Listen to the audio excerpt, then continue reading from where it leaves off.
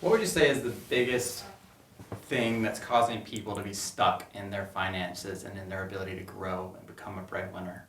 Not sitting down and looking at it. Just have a simple meeting with your wife or your spouse, and even if you're single, just take the time to sit down and just look at it. Look at your bank statements. What am I spending my money on? And this is simple stuff. Stuff that, it's Dave Ramsey is probably going to end up being a billionaire one day. And the majority of what he talks about is stuff that our parents should teach us when we're in middle school, let alone high school, right? Or even college. Quite frankly, they don't even teach this in college. And nor do I think they should. I think it's too low level to be taught at a higher level education. I think as parents, our society should start teaching kids at a younger age. I know I am. I spend 2 hours a day in the car with my oldest son. I've got plenty of time to talk to him about finances and just being disciplined and responsible and having accountability. So that's where it comes back to, is just one, start with just investigate where you are. How much are you actually bringing in? Most people know the answer to that. How much do you make? Well, they're proud of their W-2 and they know it. They know what their salary is. They know what their hourly rate is, or overtime, or however they get paid. They're proud of that. And they unfortunately define themselves based on their income level. And their identity becomes based on their tax bracket, which is a fallacy all in of itself and for a different story. But people know how much is coming in. Most people just don't take the time to sit down at a minimum once a quarter. This is an hour exercise. And look at your bank statements. How much did I spend on eating out this month? How much do I have actually on all, the car, plus the insurance, the property taxes? What is my burn rate? And then say, okay, my burn rate is X. Well, what are some opportunities to lower my burn rate? What am I spending money on that is not serving me? Do I stop at fast food too often when I could be meal prepping?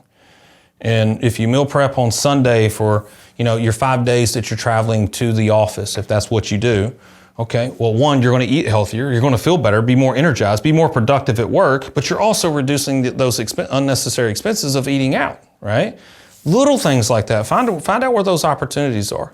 What was the question? Because I'm going down this whole expense route. What's the biggest thing causing people to be stuck from financial freedom? Yeah, is not realizing where they're actually at. And then number two, investigate where they could be. So just ask yourself, where do you want to be in a year? Where do you want to be in 2? Where do you want to be in 5? Okay, here's where I want to be. Okay, deduce that down to the ridiculous. What has to happen on a daily basis in order for me to achieve that goal? Some people, and set an audacious goal, something that seems outside the realm of possibility. In 5 years, I want to be a millionaire. Okay, well, what does that mean? That means, if you average that out every year, this is what I need to do in order to get there. And you need to stack these wins too. It doesn't mean that you have to make $1 million a year to become a millionaire in 5 years. It could be, I make an extra 50 grand year 1. I make an extra 150 grand year 2. I make an extra 500 grand year 3. So it can start compounding on itself, but you have to reduce that down to yearly, then quarterly, then monthly, then weekly. Now who do I have to become daily? What are my daily exercises? Who do I have to become in order to achieve that goal? And here's what you'll find. Even if you don't hit that goal, you've probably come close. And even if you fell short, the better reward is who you had to become to attempt it. Right? That's far more valuable than actually the financial goal of it. So focus on that. Where am I at? And then find who's been there. Who's walked that path.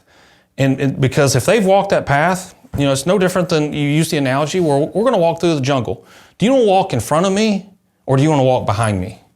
You want to walk behind me. Because I'm the one with the machete. I'm the one cutting down all the weeds and checking for snakes. If I'm going to step on a snake, I'm going to step on a snake first, right? So walk behind me. That's the easiest path to success. So find those mentors, coaches, communities, masterminds where people have been there, done that. Real people. I'm not talking about these gurus that make money online selling a theory. So many of them. And it is a way to make money. People do that. I would feel like a fraud talking about theory as opposed to something I actually practice. But find those people that have actually done it. And it's easy to determine, because when you start asking the really tough questions, like how is this done, how is that done, and they don't know the answers, then now they're just selling a theory versus actual execution. So find those communities and plug in. Does your company have a community that I can access? 100%, 100%. And you're not just following the path that I have blazed, or that Matt has gone down, or that Derek or Edmund has gone down. Now it's grown to thousands of people that have walked the same path, and we actually learn from them too, because our path was based on our income and our expenses, not theirs. So now they've gone down a similar path, but they've met some adversity, and here's how we overcame that together. So now it just grows, and the information gets bigger. So now you're able to collaborate with not just the experts who created the community. More so, you're collaborating with the people that are walking a very similar path as you, because everybody has a different path. What's the first step people should take to get a part of that community? Yeah, so just go to Replace University and register for a free profile. And look, let's just call it what it is. It's a marketing funnel.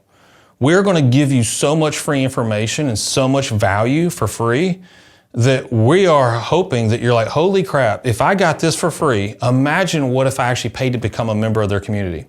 And we have structured the value accordingly, that if people pay, now you're really blown away with the value that we have. So go to our website and just use and abuse all the free information, especially for the skeptics, especially for the haters. Just do that, because now you're going to be like, holy crap. Even if you don't do it for other people, like we have tons of mortgage lenders in our community, but they're not out there publicly talking about what they do personally. That's fine. That's fine. At least do it for yourself if you're not willing to do it for other people as well.